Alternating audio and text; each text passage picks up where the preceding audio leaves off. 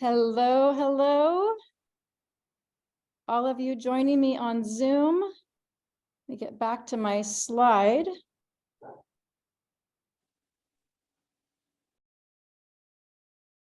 Okay, so I'm seeing a few people in the Zoom room, and if you could just please give me a thumbs up in the camera if you can hear me. Thank you so much. All right, we had a few technical difficulties, so I apologize for getting started a little bit late. And please go ahead and mute yourself if you could, and I'm going to be getting started here. And I will keep trying to let people enter as I see them popping up on my screen. Okay, so and I'm hearing echo, so that will be interesting. Thank you for being here today. I'm excited to share this information. I have a background in working with cardiac patients for 25 years, so I am really passionate about heart health, really passionate about helping people stay healthy and avoid heart disease. So we're going to talk about some contributors to heart disease today, and prevention tips that you probably aren't aware of. And if you are, then kudos to you for staying educated and or your doctor for keeping you informed.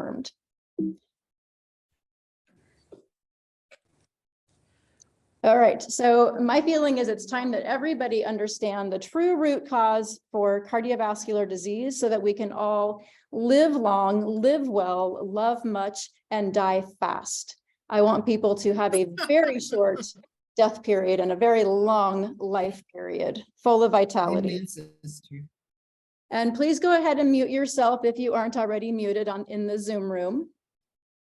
Okay, so I want you to pay special attention if you do have a family history of heart disease, if you have risk factors for heart disease like high blood pressure, high cholesterol, if you're overweight, if you're not exercising enough, lots of different reasons why we develop heart disease. If you want to shed excess pounds, this information that you will learn today will help with that. If you're frustrated with being on lots of medications, you'd like to maybe get off of some, if you've been told you're pre-diabetic, if you want to reduce inflammation, chronic pain, or if you simply just want to improve your heart health. So I'm not going to stand up here and spout statistics at you. I'm going to share with you what I have learned in my almost 30 years of working in with chronic disease and in my 10 plus years of working in wellness. So my feeling is N equals 1. So who's a scientist in the room? Any scientists? So N equals 1 basically is it's a study of 1. It's a, a lot of times you'll see in big, large scale studies, N equals, and it's what were the number of subjects in the study? Well, my feeling is we are all our own study, and N equals 1. What works in your body is what matters. My recent background is in functional medicine, where it is a very individualized approach to healthcare because we're all living in our own ecosystem. So if you're already committed to your health, which most of you probably are because you learned about this talk from Fit Over 50, so you are already exercising, taking care of your health. So what you learned today will help you take your health and your wellness to the next level. Okay, so I've got 3 topics I want to share with you that are going to help improve your health, longevity, and help you reduce risk for cardiovascular disease. And hint, it's not about calories in, calories out, and it's not about hours on the treadmill.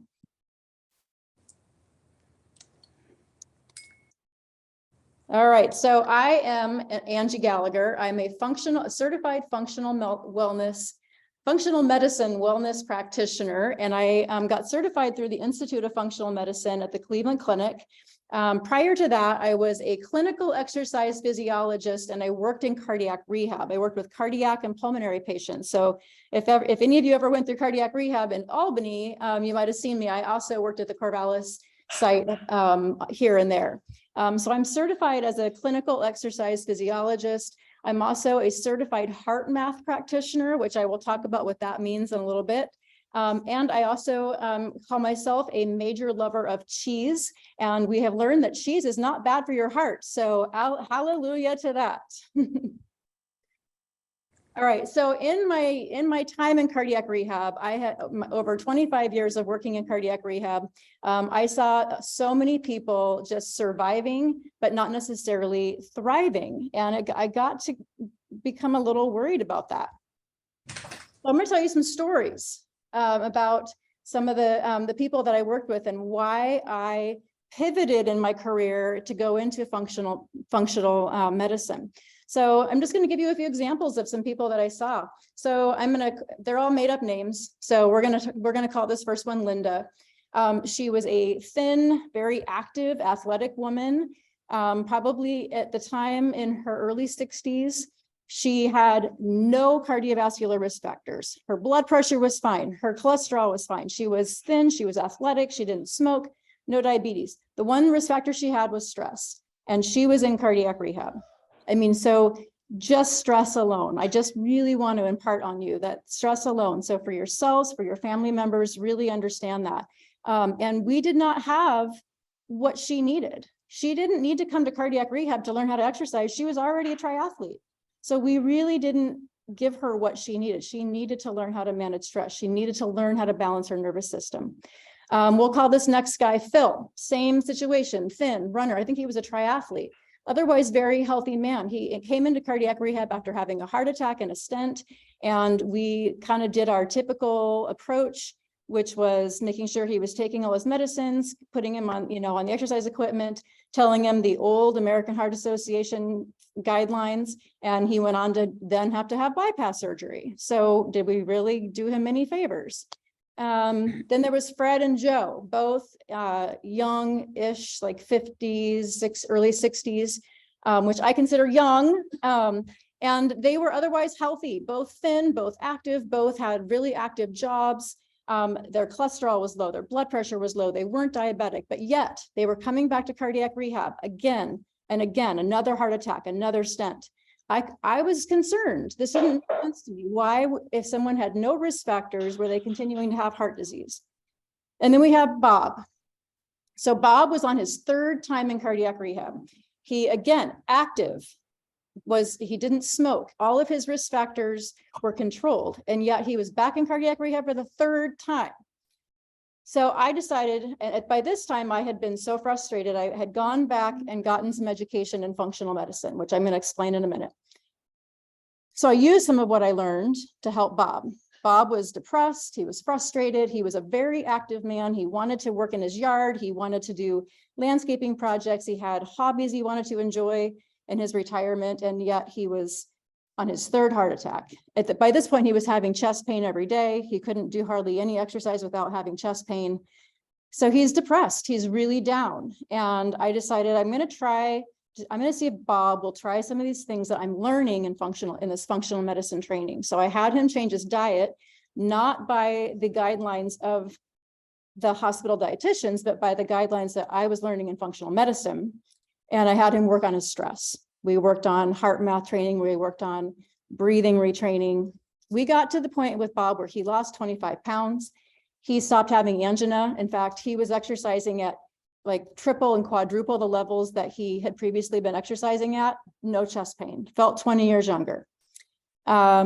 Chris, this is one that I saw just before my departure from working in cardiac rehab. 34, maybe 34, like a kid. And he's in cardiac rehab after having a heart attack.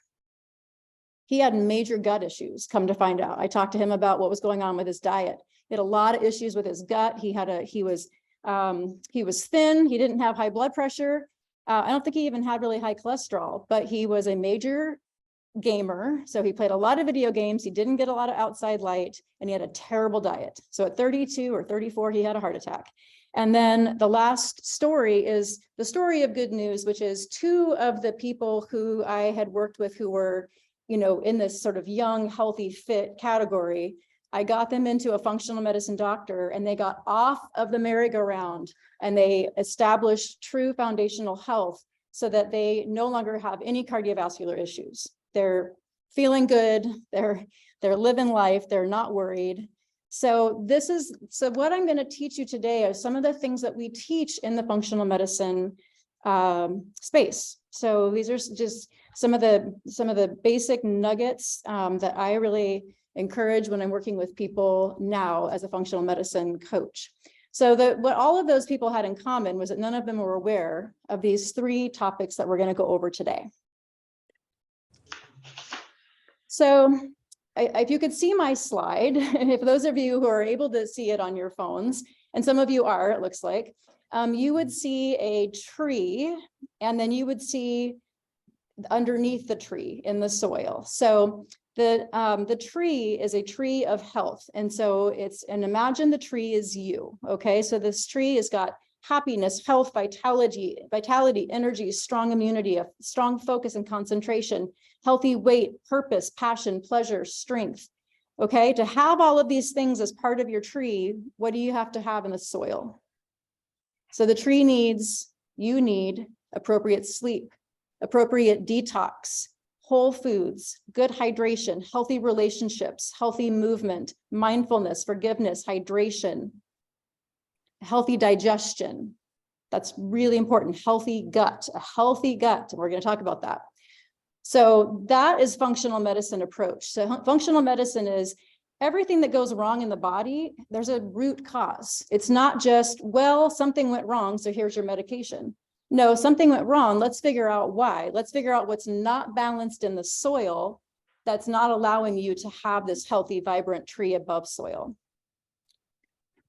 Okay, so the first topic we're going to talk about today is cholesterol itself does not cause cardiovascular disease. How many people already understand that? Most people think cholesterol causes heart disease. For many years, we just thought cholesterol, bad. Cholesterol, get it down as low as possible. Cholesterol is bad. Why would the body make cholesterol if it was so bad? Cholesterol is actually really important. So when we blame cholesterol for heart disease, it's like blaming the firefighters for the fire. Cholesterol shows up when the body has to be repaired, but what's causing the damage to begin with? So that's what we have to understand. Cholesterol is a repair material. The body uses it for a lot of things, but when we have a lot of damage, that's unnecessary damage that we're causing because of toxins, because of eating a lot of foods that create oxidation in our body, by having a lot of inflammation, cholesterol goes to those sites to fix it. And then what happens is you end up getting plaque buildup. You get narrowing in the arteries. We're talking about heart disease, vascular disease. So there is no bad cholesterol. Without cholesterol, there is no life. Cholesterol is made in every single cell of the body. It's used for the cell membranes. So cells have to be fluid and squishy. They're not hard and rigid. They have to be able to move and bend as they go through the blood system. And the cholesterol is what makes those membranes fluid. Cholesterol is used for building new cells. Cholesterol is very important for hormone synthesis, to be able to have appropriate hormone levels, which are basically the system of our body that tells everything else what to do. Cholesterol is important in being able to create bile acids, which help us to break down and metabolize fats in our diet.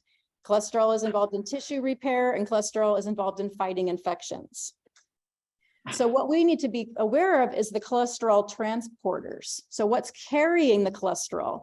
That's where cholesterol gets its like good and bad name from. So there are different transporters. They're called lipoproteins, which are a combination of a fat like cholesterol or triglycerides and a protein. It's called a hydrophilic phospholipid, and that helps a fat-like substance be able to float through the watery blood. Otherwise, fat and water don't combine, right? So they have to coat those lipoproteins with something that helps it be soluble in water and be able to carry it in the blood. So HDL carries cholesterol back to the liver. That's why it's known as the good cholesterol, because we think, oh, getting cholesterol out of the arteries is good. It serves its purpose when cholesterol is no longer needed at a site for repair. It shuttles it back to the liver. LDL carries cholesterol from the liver to the tissues when there is a necessary repair. So LDL can be broken down into different types, and that's what we want to watch out for, is those different types of LDL. So some of those LDL can be dangerous, and they can be more dangerous when they become oxidized. So there's ways to know what the dangerous levels of LDL are, and we're going to talk about that in just a second. So I'm going to move on here, and we can have time for more questions. I don't want to get too in the weeds about all of the different lipoproteins, because I want to have time for all of the important message. So oxidation, oxidative stress, these are also things that we hear these words a lot, but what do they really mean? What does oxidation really mean? Well, oxidation happens when oxygen-containing molecules that have an uneven number of electrons interact with other molecules and steal electrons, which makes the other molecules become unstable.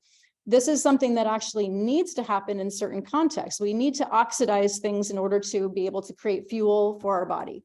But when oxidation becomes unbalanced with antioxidation, it's when we get into trouble. So we want to have enough antioxidants in our food. So all the colorful foods, all the colorful fruits and vegetables, all have antioxidant power. We want to balance the oxidation with antioxidation so that things are staying balanced. Our body's doing what it needs to without creating too much oxidized material. But some of those LDL, if they become oxidized because we are eating a diet that's high in processed foods, inflammatory foods, we're not eating organic, we're getting a lot of toxins in our environment, then those LDL can become oxidized, and that makes them much more dangerous. And that's where the term bad cholesterol comes from. Generally in healthcare, you're getting your lipids checked once a year, and you're getting a basic cholesterol, basic triglycerides, a basic HDL, and a basic LDL. That does not really tell you much about your risk, because the LDL can either be high in what we call the large fluffy or the subtype A, or the small dense, which are subtype B. And you can get tests that tell you that. But just a basic LDL does not really tell you very much. And if someone has a high LDL, you're going to get put on a statin. That's just the way it generally has been treated. Since we've been putting people on statins for the last many years, we haven't seen a decline in cardiovascular disease rates. Yes, it has reduced death rates, and there are certain population of people who do benefit very much from being on statin drugs, but not everyone benefits. And I would want to know, is my LDL comprised of mostly benign, large, fluffy LDL? They're like little cotton balls, they're just, they're not really dangerous. Or is there a lot of small, dense LDL, which are like little BBs that poke holes in your arteries and cause damage? And that's where plaque buildup happens. So you can get that test done. But it's not being done generally in conventional medicine. Let's see. So you can ask for, your doctors may not understand why you're asking. They're doing the best they can within a system that's really not designed well, right? We have a pretty broken healthcare system. They're doing the best they can. They're doing the best they can with the information that they have. And so you might have to go in there and say, hey, I learned about these other tests, and I understand that they're pretty easy to get. Would you mind ordering these for me? And they might be like, oh, yeah, absolutely, I would. Thank you for reminding me. Because they just aren't getting a lot of that information. They're so busy. So Lp(a), if you just do a capital L, capital P, and a small a, Lp(a), and we're going to give you access to all of these slides later. So I will create a PDF and we'll get an email sent out. Lp(a) is one you can ask for. That one is one that 10 to 20% of people have a high level of this, and it puts them at increased risk. It's not easy to change through lifestyle. There are some supplements and medications that can lower Lp(a), but it's good to know, because if your level is high, you want to be that much more diligent about getting all of your other risk factors under control. ApoB, APO, capital B. This is basically, ApoB are proteins that are attached to most of the harmful LDL. So it's kind of like a little neon sign attached to all the harmful LDL that says, oh, I'm a bad actor, you better watch out for me. And you can get that one checked as well. And that's another easy one to get.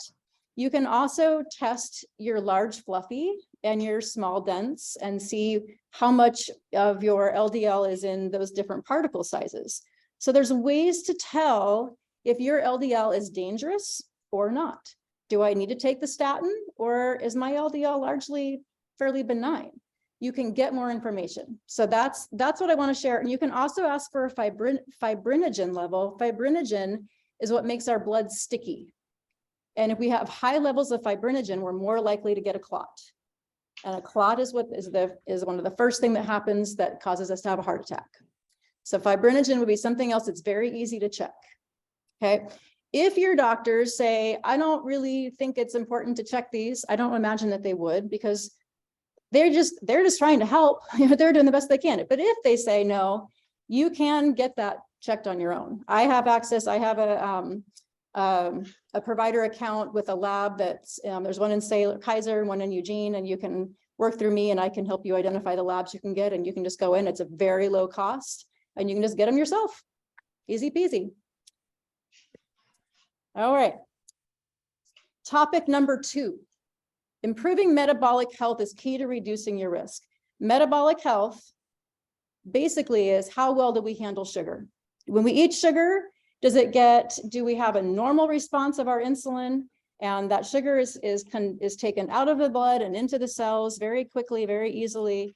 Or are we insulin resistant? Meaning the sugar that we eat is not being able to be taken into the cells very effectively. It's taking more and more insulin to get sugar into the cells. It's kind of like a suitcase that we've jammed full of clothes, and we can't get the suitcase to close because it's just too full of clothes.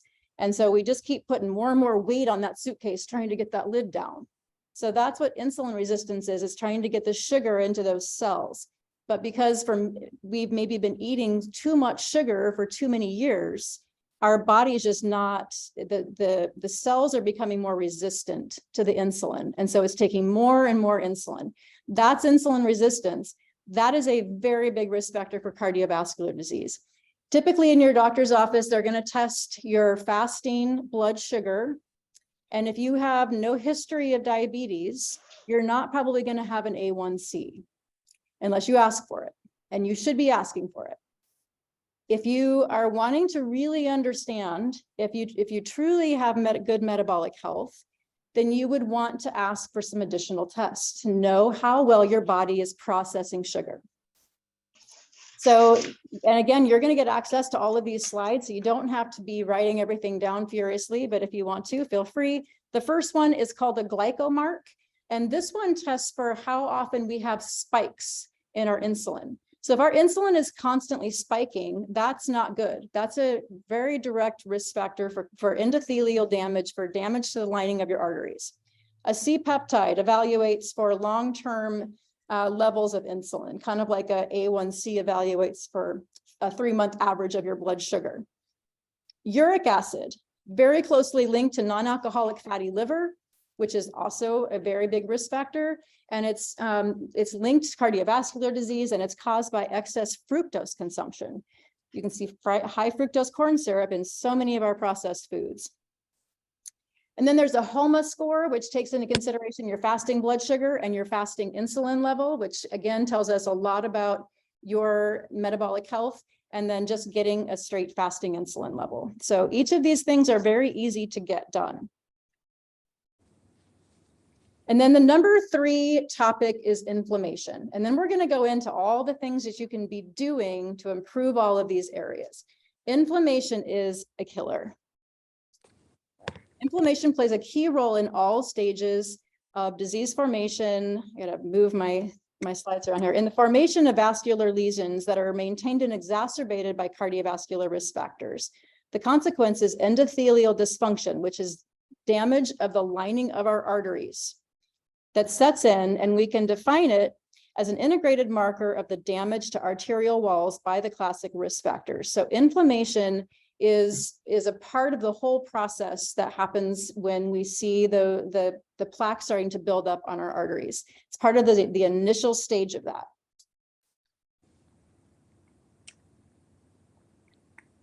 Okay. So Hippocrates himself said, all disease begins in the gut.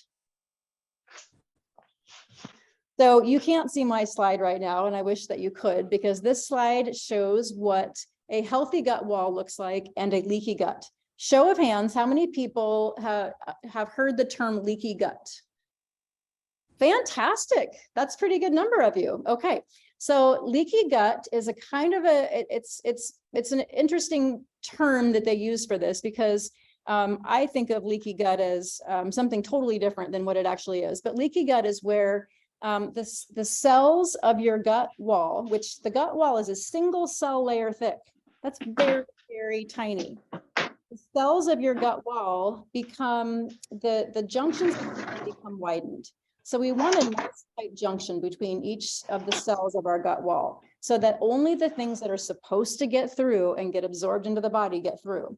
But what happens in leaky gut is we have things that create or basically poke holes in the gut wall, and then things can get through that shouldn't get through. Microorganisms, toxins, various bacteria that we don't want getting through the gut wall. And what lives just inside the gut wall? 90% of our immune cells. So 90% of the immune cells in our body are just inside the gut wall. So whenever something's getting through that gut wall that shouldn't get through, the immune system's going on attack. And that's if we're eating things meal after meal, day after day, and the immune system is like, what is going on? It's just like a constant battlefield where you just have constant immune activity. And immune activity is inflammatory activity. I mean, a lot of what happens when the immune system is fixing our body is inflammation is taking place. You injure yourself, what happens? Part of the healing is inflammation. So when that's happening all the time, meal after meal, snack after snack, day after day, all this, we're eating all of this stuff and things are getting through that gut wall, the immune system is getting overwhelmed. It's getting confused, it's getting hyperactive, hypervigilant, and then it starts to mistake its own body tissue for foreign invaders. And that's when we start to get autoimmune conditions. So autoimmune conditions are preventable and are treatable when we can heal and seal the gut wall and repair the immune system. But autoimmune conditions they're starting to name a lot, they're starting to call a lot of conditions autoimmune. They're starting to say cardiovascular disease is autoimmune, diabetes is autoimmune. Even some of our, the cognitive disorders like when we can fix the gut and reduce the inflammation, balance the immune system, we can really improve a lot of things in our health. My next slide, if you guys in the physical audience could see it, shows the microbiome and the benefits of the microbiome. So everybody's probably heard of the microbiome, yes? Raise of hands. Okay. So all of those bacteria that live inside our gut that do an incredible amount of work to keep us alive and keep us healthy. We are more bacterial cells than we are human cells. They do a huge number of things for us. They're a huge part of our immunity. They synthesize certain vitamins. They're a huge part of our metabolism. With a healthy microbiome, we're able to maintain a healthier weight. The microbiome helps with regulating inflammation and reducing inflammation, bowel-related diseases, and it's also connected to autism. So we really need to have a healthy microbiome, and we're going to talk about what it means and how to take care of our microbiome. But all of these chronic issues that we're seeing today are related to what's happening in the gut and the microbiome. It's pretty incredible. I'm just fascinated by it. Never knew for most of my 25 years in cardiac rehab how important gut health was to my patients' heart health. I wish I could go back and really teach them what I know now.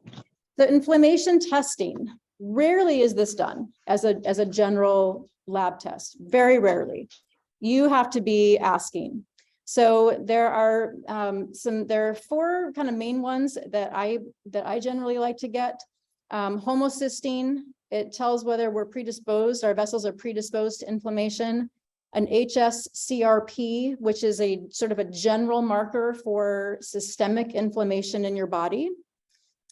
Testing an omega-6 to omega-3 fatty acid ratio. So that's how much of the fat circulating in our body is coming from omega-6, which is an inflammatory fatty acid, versus omega-3, which is anti-inflammatory. We really want to have a low ratio. We don't want to have 20 times more omega-6 than omega-3, which is what the standard American person probably has now. And then a ferritin level. Ferritin is our stored iron. Stored iron is really important, and we need to have a certain amount of it to be able to function well. But if it's too high, then there's a very big risk for cardiovascular disease. So you really want to make sure you're in the sweet spot there.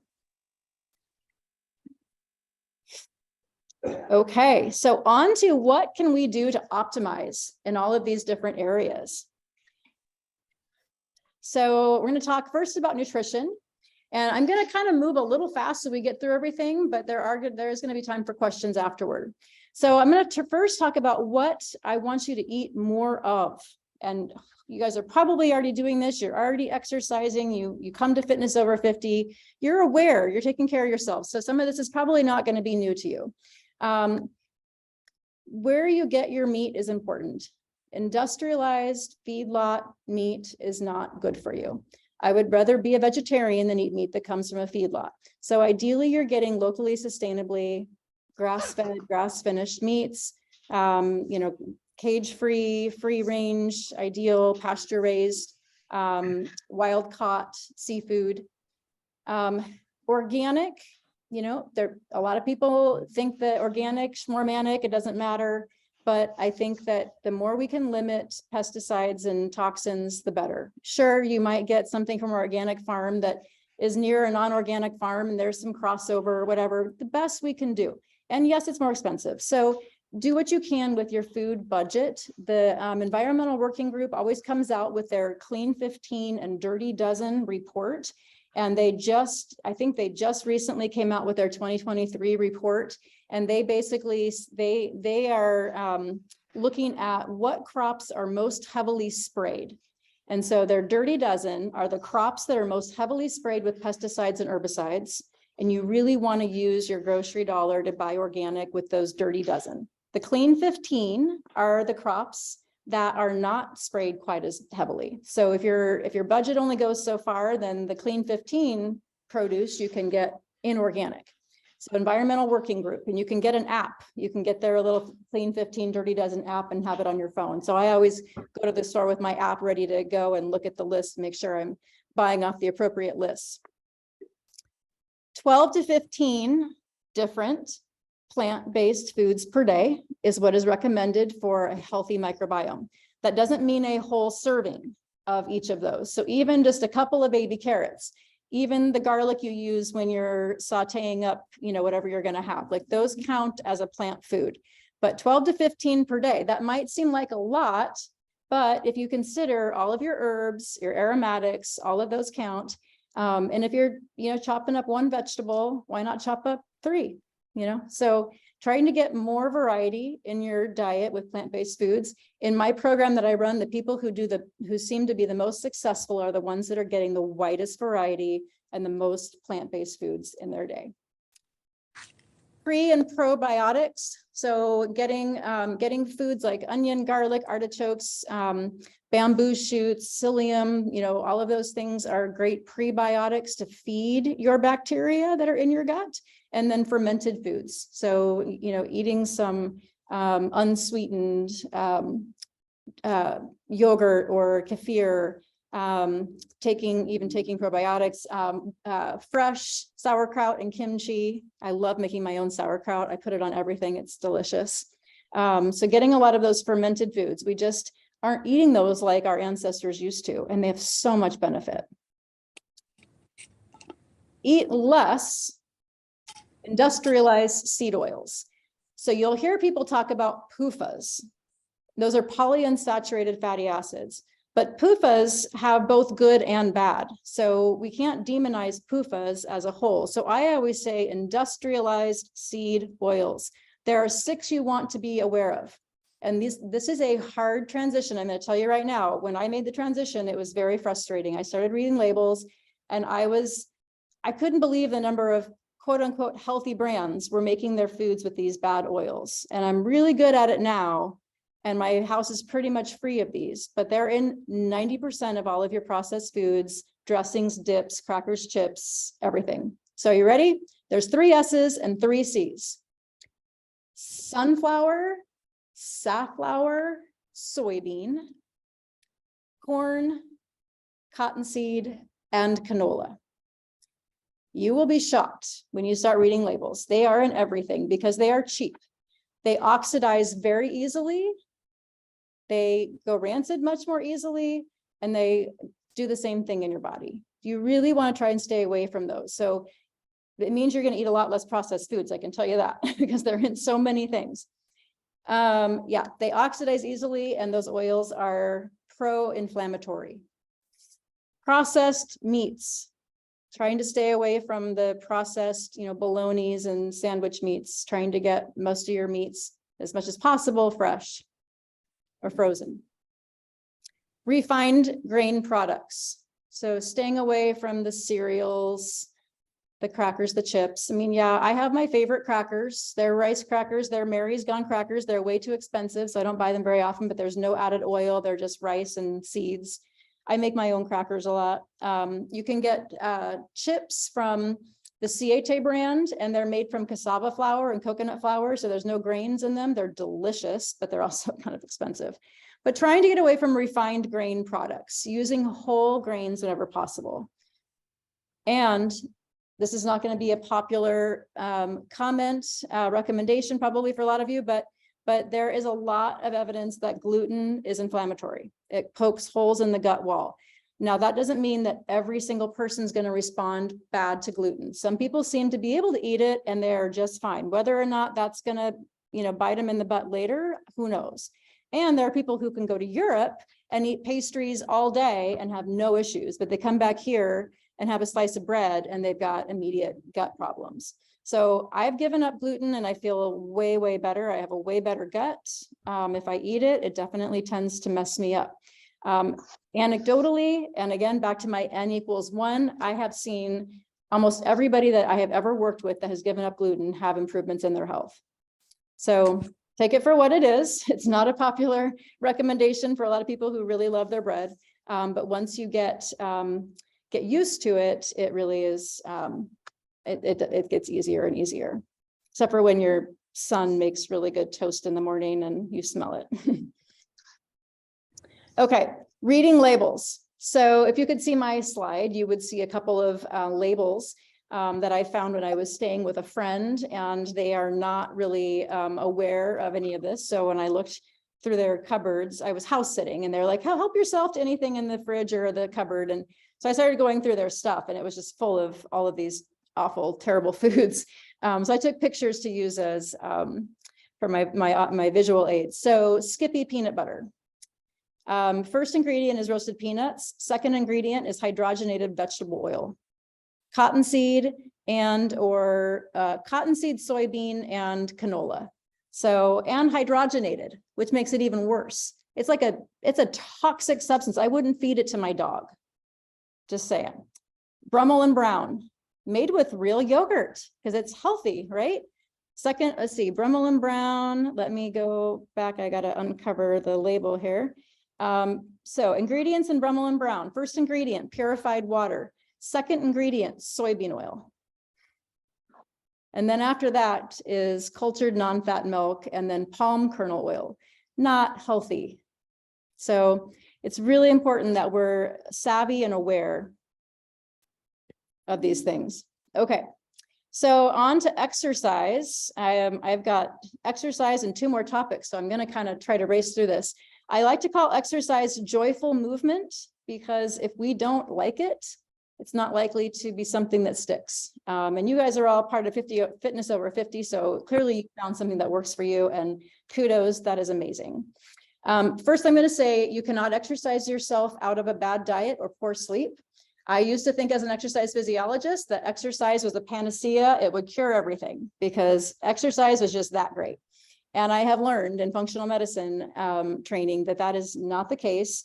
Nutrition and sleep they are more important than exercise. We have got to put the right foods in our body, and we have got to get appropriate sleep and rest. If we are inflamed, if we have a lot of toxic load in our body, It makes it very hard. Our body does not want to shed weight very easily. It goes into fight or flight because it's stressed. And so exercise sometimes is, if people are exercising to lose weight and they can't lose weight, they're like, why isn't it working? I'm exercising like crazy. I'm killing myself at the gym.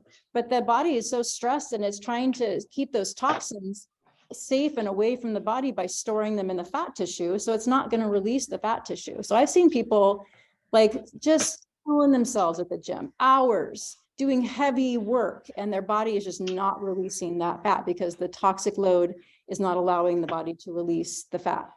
If a person has a sugar burning metabolism versus a fat burning metabolism, then their exercise is only going to go so far because they're not teaching their metabolism how to go after that stored energy that's on the body. That's part of what I do in my program with people, is help people shift their metabolism to not to be just a fat burning metabolism, but to be a flexible metabolism. And there's a lot of evidence that having flexible metabolism gives us much better resiliency.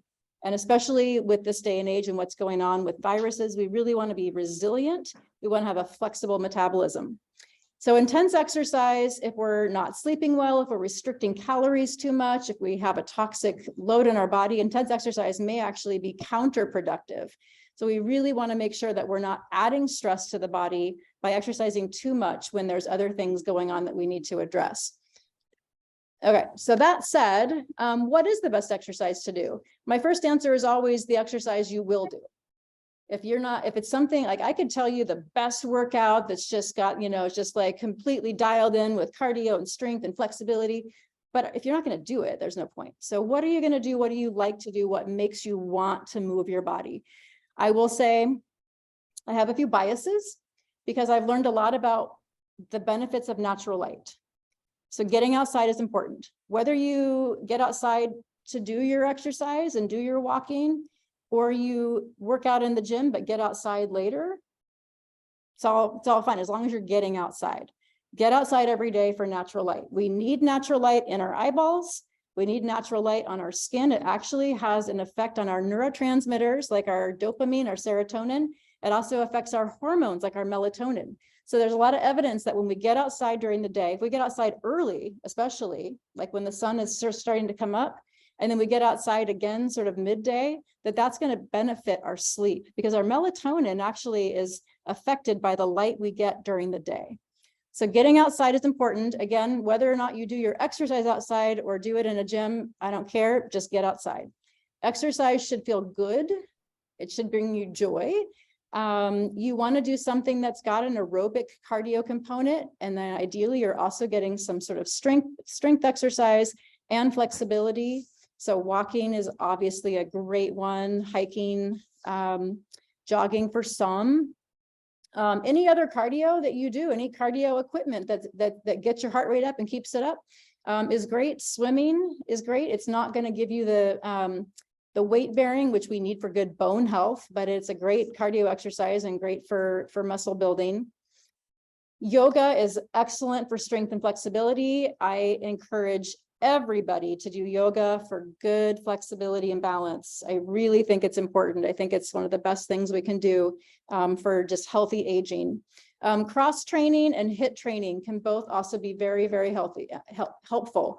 HIIT training, high intensity interval training. I'm not sure if they do any of those kinds of things here, if they do like group exercises with HIIT training, but it's just basically intervals of kind of working at a harder intensity and then with rest intervals mixed in. So you're kind of pushing harder and then taking a little rest, pushing harder. And there's some evidence that really has some impact on our longevity. And then group fitness can be a great choice because there is a great social benefit to doing something in a group. I am a trail runner and I love my trail running group. It's part of my mental health to be out there and be social and see my running friends. How much exercise should you do? So ideally you should be moving your body multiple times a day. I mean, yeah, it's good to go to the gym. It's good to get, your 30, 40, 60 minutes of exercise. But if you're like sitting still the rest of the day, then that could be better optimized. So you want to be getting up and moving more throughout the day. Ideally, 200 to 300 minutes of exercise per week is where you should be trying to get to. Strength training 3 times a week, doing 8 to 10 different muscle groups, 10 to 15 or 20 repetitions, and anywhere from 1 to 3 sets. And you should feel like when you get to the end of a set that your muscles are fatigued and you're starting to feel a burn. If you do like, 15 arm curls and you could barely feel it by the time you get to 15, that's not enough. You should feel like that last one is, you're starting to feel the strain. Stretching and flexibility ideally is daily. I'm not perfect, but I try to have a morning yoga practice just in my spare bedroom that helps my body be more limber and move easier throughout the rest of the day. Balance and agility 2 to 3 times per week. Do they have balance training here? Awesome. That's really important. HIIT training, you could do high intensity interval training. You could do 1 to 2 times per week. And then you could do one longer bout of exercise at what we call zone 2, which is like a level of exercise where you're very comfortable, you're talking, you're not getting short of breath, but you do it for a longer period. Like maybe you go out for a nice long hike on the weekends, a beautiful place that you've been training to go. Okay, I'm gonna jump into, so staying motivated for exercise, just real quick, having a workout buddy is helpful. Music, trying new things, signing up for a fun run or a fun walk, setting your sights on a beautiful hike that you might want to get to. And then I always say there's no room for guilt. Do not guilt yourself into anything. Guilt is not a good energy. It really isn't. Motivate yourself by imagining the person that you want to be, by thinking about all the benefits that you'll get from exercise. But if you're using guilt to motivate yourself, it's only going to get you so far. It's not a good energy to be in. Celebrate your small successes. Celebrate every effort along the way. Don't just celebrate getting to a certain milestone. Celebrate every step. Remember, it's a journey, and also keep a growth mindset. If there's something you've never done before, and you think it might be kind of fun to try, but you're a little afraid because you've never done it before, just try it. Just get out there, try a new dance class, sign up for a fun one or a fun run or a fun walk. Do something that's a little bit outside of your comfort zone, because as my mentor says, your comfort zone is where your dreams go to die. Okay, 3 C's to being successful with exercise. You got to be committed. It's got to be convenient for some. Convenient if you're busy. If you're a busy working person and you don't have a lot of time, convenience is key. And you got to be consistent. So consistency helps make it a habit. I'm going to jump into stress so we get through this whole thing. So as I mentioned in the beginning, stress is huge. It is absolutely huge. And I've listened to a lot of people in the wellness space that are starting to say stress may be the biggest risk factor for chronic disease. Stress contributes to every disease known, and it can slow or prevent recovery. It affects all the systems of the body, including the musculoskeletal, respiratory, cardiovascular, endocrine, gastrointestinal, nervous, and reproductive systems. When we're under stress, we breathe fast and shallow. We entertain thoughts of fear, worry, doubt, and it moves us further into that fight or flight or freeze side of our nervous system, and it lowers our heart rate variability, which we'll talk about. So how you respond to stress has everything to do with your overall health. When we don't respond well to stress, we have elevated heart rate, elevated blood pressure, elevated cortisol, which is our stress hormone. Our liver converts glycogen to glucose, so our blood sugar goes up. We have decreased digestive blood flow, meaning our digestive system isn't getting the attention that it needs. And all sorts of things can go awry at that point. So the autonomic nervous system, you guys know what that is? When people talk about the sympathetic and the parasympathetic nervous system, it's the nervous system that does everything in our body automatically. We don't have to think about breathing, right? We breathe all night, even though we're asleep and not thinking about it. Our heart rate beats. Our digestion happens. We don't decide, I think I'm going to start digesting now. These are all things that happen, but we have some ability to control how well they happen by where we're at in that side in our nervous system. So there's the sympathetic and the parasympathetic side of our nervous system. Sympathetic is the stress side, is the action side. Parasympathetic is what we call the rest and digest. We need both. because there are times we need to be decisive, quick thinking. We need to take action. We need to make a move now. Maybe we need to jump out of the way of a car that's coming our way. So we need to be able to have quick action, and that sympathetic nervous system is what gives us that. The parasympathetic, rest and digest.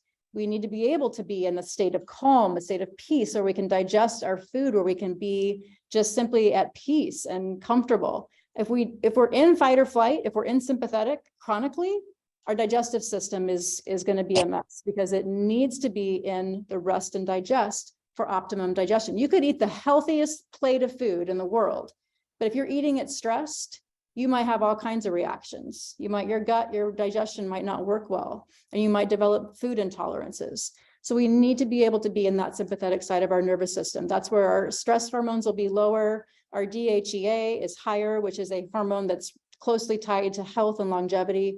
And yeah, the body doesn't heal when it's in fight or flight. Fight, flight, or freeze is the new way we're talking about it, because sometimes we get frozen and we can't take action at all when we're constantly stressed. So we need to be able to be in that parasympathetic rest and digest for our body to heal, for our body to release weight if we're trying to lose weight. Okay, so stress can be the thing that's getting in the way of you getting the results that you want. And some people, maybe you know someone like this, that they've been in fight or flight for so long. It's just they're so in it all the time. They don't even recognize it. They're just so go, hyper, just type A, and they don't even see it in themselves that they're in that fight or flight. And to go into that calm state feels so foreign. They're like, this isn't right. This doesn't feel good, because it's so unfamiliar. So if you're that person, take note. Maybe you know someone in your life that's that way. We all need to be able to exhale and get into that state of just being and not always doing. If you're chronically stressed, exercise may be more harmful than it is helpful. Deep breathing and slowly and deeply breathing can shift you immediately out of that fight or flight. And there's a lot of science. If you've ever heard of the book Breath by James Nestor. And I will just ask anybody that's not muted to please mute yourself. Anyone that's on the Zoom, please mute yourself if you are not muted. Okay. So James Nestor talks about the 5.5 second breathing cycle, where you breathe in for 5.5 seconds and you breathe out for 5.5 seconds. There's a lot of science around this. They've studied a lot of ancient spiritual practices, a lot of like mantras, a lot of just different like prayers, where it's all based on this 5.5 second inhale and exhale. And if you actually practice that, it does shift your nervous system into that parasympathetic. It's pretty amazing. Gratitude is also really huge. So I'm a HeartMath practitioner, and I use breathing and gratitude to help people get into that more relaxed parasympathetic state. So just simply being in a state of stress and then saying, think about something you're grateful for. Think about someone you love. Think about someone you appreciate, or something, or a place, or a pet, and immediately you will shift. So gratitude is huge. Staying present in the moment, practicing mindfulness. Mindfulness is basically accepting whatever you're feeling that you have without judging it, and with just letting it be, without trying to push it away, trying to escape it, trying to numb it, just accepting whatever you're feeling, naming it, being aware of it, not judging it, and then just kind of letting it sort of on its own, sort of dissipate. Okay, sleep. I think sleep is the last one, and then there'll be some time for questions. So sleep is really important. And I'm just looking at the chat here. It looks like we're all good. Okay, so sleep is really important.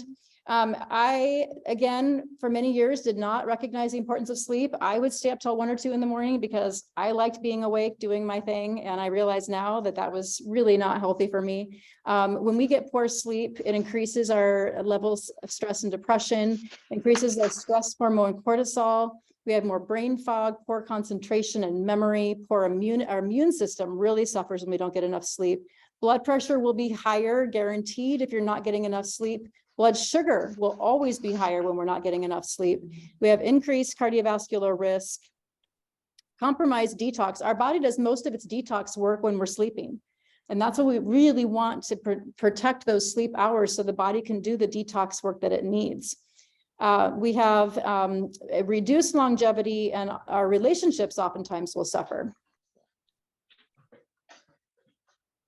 So if you could see on my slide, I have on one side of the slide when we get enough sleep, and on the other side of the slide when we don't get enough sleep. So when we get enough sleep, there's hormones that are very much regulated by sleep. So when we get enough sleep, we have low ghrelin levels and we have higher leptin levels. So ghrelin helps us feel a normal appetite, or it controls appetite. So when we have low ghrelin, we have normal appetite. If we have high ghrelin levels, we're hungry. And I don't know about you, but if I don't get enough sleep, I am hungry all day. It's like I just ran a marathon or something, and I did nothing but just sleep and stay up too late. But I'm hungry all day if I don't get enough sleep. It's just like, it makes sense that it doesn't. It's like my body doesn't need food, it just needs sleep. If you get enough sleep, you'll have lower ghrelin, your leptin levels will be higher, which allow you to feel more satiated after a meal. You don't feel like you need more and more food in seconds and thirds of your meal. But if you don't get enough sleep, your ghrelin levels will be higher, you're going to be hungry throughout the day, and you're not going to be as satisfied after a meal. You're going to want those seconds. So how do we get better sleep? So establishing a sleep schedule is really important. And maybe some of you guys have figured that out. I'm still trying to get it figured out for myself because there's just so many things that I like to do in the evenings. But we do need to establish a regular schedule, and weekends and weekdays should not be completely separate and different from one another. Getting to bed earlier, again, this is back to circadian rhythm. There's lots of science in the circadian rhythm, living in accordance with the cycle of the sun. So getting to bed earlier can also be really helpful. And I know that since I've been doing that, my sleep is way better than it used to be. Avoiding screens or blue light 2 hours before bed. So if you are on screens, if you're watching TV, if you're on your computer, you can get blue blocking glasses. They're really easy to find. I can send a link for the ones that I use. And I love them. I can be, because I admit I work until I go to bed a lot of times, but I'll put my blue blockers on and it makes a big difference in my sleep. Avoid eating 2 to 3 hours before bed. This is really big. This is really, really important. And it's hard for those evening snackers like myself. But when I don't eat before bed, I definitely have better sleep. And I track my sleep with my Oura Ring. If you've ever heard of an Oura Ring, this is a great little device that tells me how well I'm sleeping. It tells me my heart rate variability, which is a measure that I track as a heart math practitioner. It's a measure of autonomic nervous system balance. So when you have high heart rate variability, it means that you are in a good balance in your nervous system. If you have low heart rate variability, it means that you are probably very stressed. And that's very linked to less longevity. So my Oura Ring tells me about my sleep and my heart rate variability. Things that will always tank my heart rate variability are eating before bed or having a glass of wine, sadly. So that was one of the big reasons why I stopped having the daily glass of wine. Getting outside during the day, as I mentioned earlier, getting outside, getting direct natural light, that means no sunglasses. And you guys are probably going to look at me like I'm crazy pants, but as long as you are not eating a bad diet and eating a lot of those industrialized seed oils, sunlight is not terrible. We want to demonize the sun just like we want to demonize saturated fat. We need some sunlight. We're solar powered. And when you get sunlight in your eyes, especially like early morning before it's really bright, that's going to help signal your melatonin levels to rise in the evening. So you're not going to go stare at the sun, obviously, but you're going to get outside and you're going to do it maybe when there's a little overcast and not always wearing sunglasses. Journaling or meditating, doing a brain dump, getting things out of your head, especially if you're one of those monkey mind people that goes to bed with a million things on your mind, just having a journal, or I'll just talk into my phone on the little notes app, and just like whatever I've got circulating in my brain, I'll just talk it into my phone and then it's there and I can be like, okay, I can just deal with that tomorrow. Sleep inducing music or white noise. If you are struggling with sleep or with stress, anxiety, There's a wonderful tool called BrainTap, and it's an app you get for your phone. There's really incredible science behind it and how it's really helping people with anxiety, PTSD, just a lot of trauma issues. And you get the app, and then you can use just your own little earbuds, but then they also have a next level technology where you can get their headset. And the headset has like some visual component to it as well as the auditory. And it just resets neural signals in your brain. And it's very, very good for balancing your nervous system, getting you out of fight or flight, helping people with trauma, PTSD, helping people get better sleep. So it's pretty cool. And it uses what's called, I'm blanking on the word, binaural beats. Binaural beats is it's a frequency of sound that is kind of hidden within the music. So you're hearing beautiful, beautiful, relaxing music, but within the music are these binaural beats that have a certain frequency and then the way they affect the gamma waves of your brain. That's as technical as I'm going to get. Okay, so consider some sleepy time teas or supplements. There's a lot of information out there about melatonin. It's coming more and more. We're learning about melatonin as a powerful antioxidant as well as a sleep hormone. And people are like, well, if I take melatonin, my body's not going to produce it on its own. And there's actually not a lot of science to substantiate that. But there's more and more science that says that melatonin is a very powerful antioxidant, supports your detox pathways. And so there's more than just one benefit for it. If you take it for sleep, it can help with sleep, but it can also be a good antioxidant. I have a sublingual that I just put under my tongue. I just put a couple of drops under my tongue and I just put it on my bedside table, and I've been loving it. Very, very, very important.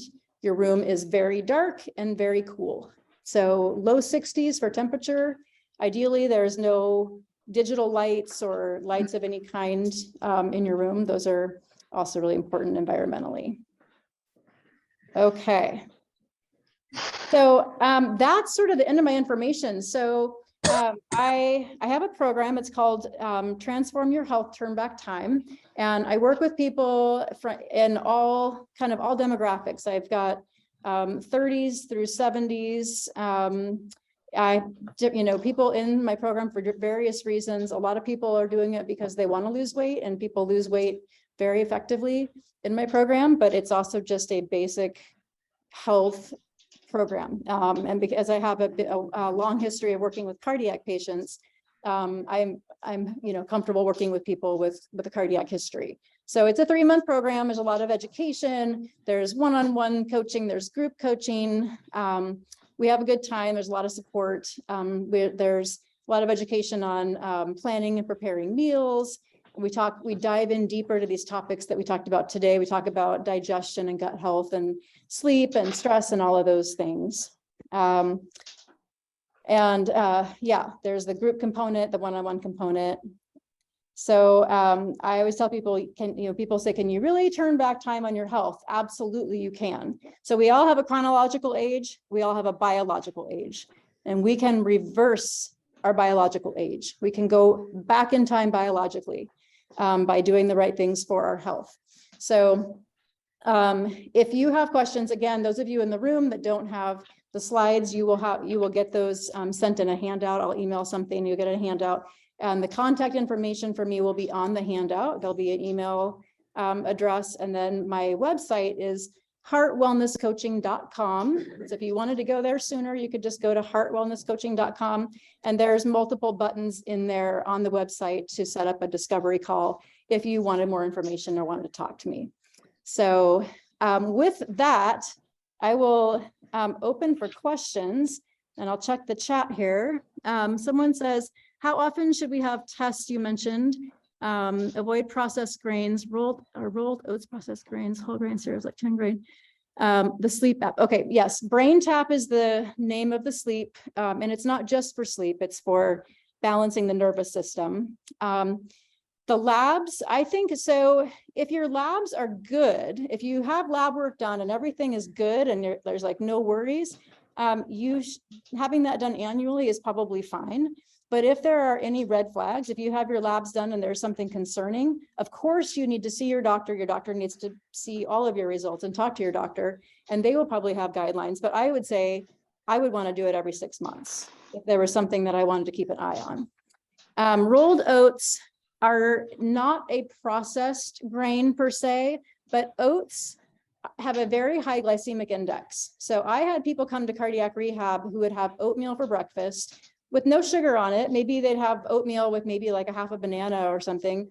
But their blood sugar would be sometimes 300 or more after a bowl of oatmeal. And so I would tell them, let's try something different next time. How about having a couple eggs with some avocado or some veggies, some salsa, and they'd come in and their blood sugar would be like half, be like 150. So oatmeal can definitely jack up your blood sugar. So I always tell people something like oatmeal should be eaten if you're going to go on a big long hike, or you're just getting done with a big long hike or some big physical effort. But if you're just eating oatmeal before you're going to go sit behind a desk all day, then you're just jacking up your blood sugar for no reason. So stuff like oatmeal, 10 grain cereal, those are all things that are really going to elevate blood sugar.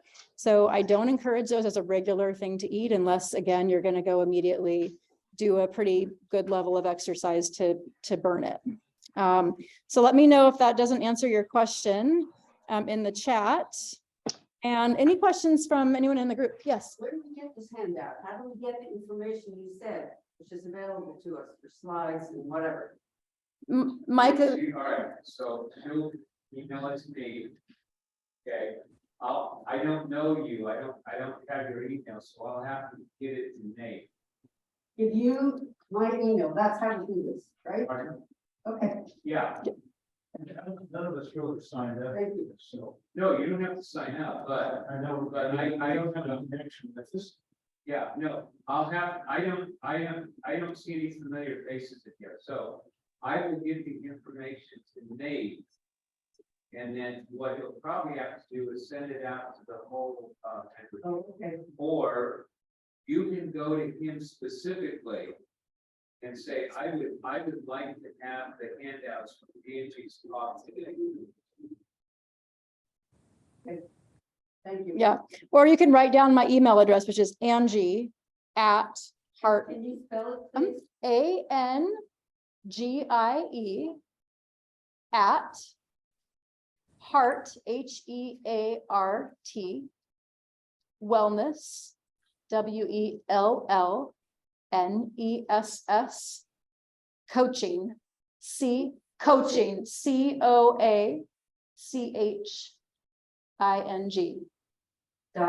.com.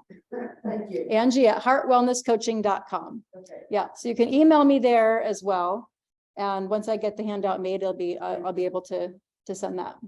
Yeah. And in fact, this is being recorded, so you can even listen to it again. Yeah.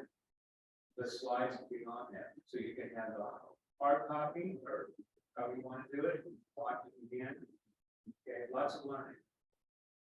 Yeah, and so if there's any other questions from the Zoom room, type them into the chat. Any other questions from the, yes? So are you part of the local medical establishment, or how does one connect? Well, so I am not part of the local, I'm not part of Samaritan. I do work at the, right now, just for a little while longer, at the Thrive Clinic, which is Dr. Sievert. He's a functional medicine doctor. He used to be at the Corvallis Clinic, and then he started his own clinic. I've been the wellness coach for him, and I will be there through well, I'll be there for a while longer, even just virtually, but he's leaving the state. He's going to be moving to Tennessee. So most of my work will be virtual, so done through Zoom. And if you got my email address or my website written down, you can go to either of those to contact me. And again, the slides will be also available so that the contact information will be on there. Yeah. Any other questions? Yes. Yes, that is a good question. I did not go over the good oils.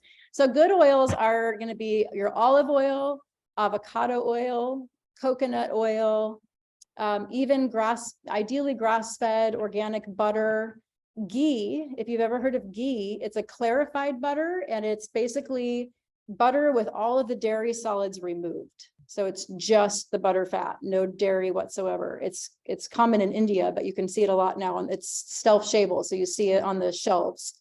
So those would be your better oils. Yeah. I didn't hear any mention of GMOs in your discussion. You're right. So yes, I definitely am a fan of staying away from GMOs whenever possible. I'm not going to dive into the science behind that because it will go into a rabbit hole about it. But I think that's part of why we've had such a problem with a lot of our grain products and why people are having such an issue with wheat.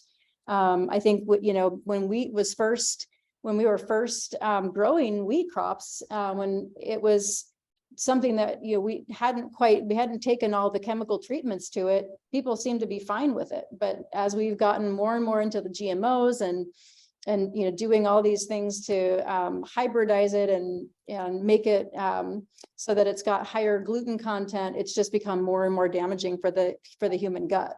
So just think we need to quit messing with nature. Nature's pretty smart as it is.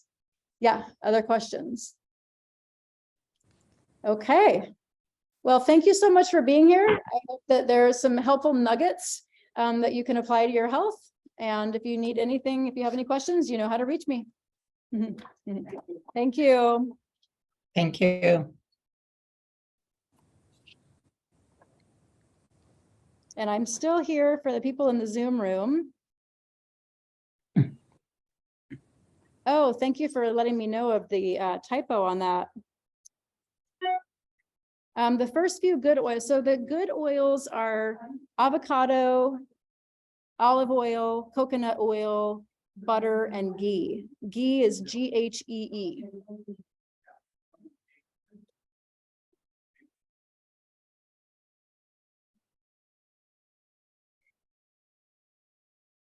You wanted my email?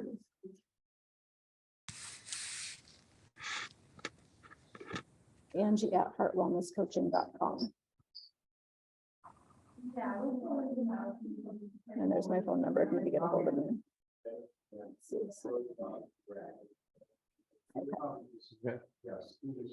Let's see. So your presentation there, or you will send it? The presentation will be sent. Okay. Yeah, yep. You'll get an email. Thank you. You're welcome. Let's see, organic palm oil and organic peanut butter. So that's definitely better. So organic, the only issue with palm oil, generally, palm oil is sometimes environmentally a concern. And so I always like to kind of be aware of where it's coming from just for environmental reasons. But palm oil in and of itself, unless you're worried about your saturated fat, it is fine. So saturated fat is something that we've been demonizing, and it's not necessarily something we all need to be really trying to eliminate in our diet. However, based on your advanced lipid testing, if you decide to get advanced lipid testing, you may decide that based on some of those values that you do want to limit or reduce your saturated fat intake. So that's something where I think there's a little more nuance and a little more individualization. I'm just a fan of not having any added oils in anything. So, I mean, that you can get peanut butter that's just peanuts. And that, my feeling is if we can avoid added oil in anything, it's going to be more natural and it's going to be better. There's plenty of oil in peanuts already, so we don't need to have added oils in any of our nut butters. And I like to make my own nut butters. I just will soak and then dry my nuts and then make nut butter in my Cuisinart. So thank you for your comments, everybody. Do I work with, yes, so in cardiac rehab, I did work with sudden cardiac death patient, sudden cardiac arrest patients. Sorry, I didn't mean to say the word death there, sudden cardiac arrest. I have worked with those patients in the past. In cardiac rehab, I haven't worked with those patients as a part of my own business, but I'm happy to do that. So any other questions from the people in the Zoom room? I think I got them all. Yep, I think I got all the questions. Okay, so I'm gonna go ahead and close this out, but thank you all for being with me and please reach out if you have questions. I will make my correction on my screen. I apologize for the typo there, but it's Angie@heartwellnesscoaching.com. All right, thanks, everybody.